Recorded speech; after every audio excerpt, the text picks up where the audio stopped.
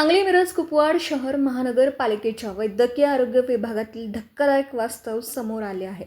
शहराच्या आरोग्याची जबाबदारी सांभाळणाऱ्या वैद्यकीय आरोग्य अधिकारी डॉक्टर सुचेता नरेंद्र पवार यांच्या कार्यालयाची अवस्था पाहून नागरिकांकडून संताप व्यक्त केला जात आहे.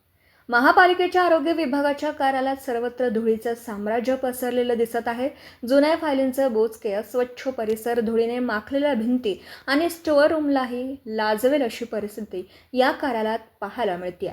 आरोग्य विभागाचं कार्यालय जर अशा अवस्थेत असेल तर शहरातील नागरिकांच्या आरोग्याची जबाबदारी नेमकी कितपत सक्षमपणे पार पाडली जात असेल असा सवाल आता उपस्थित केला जात आहे.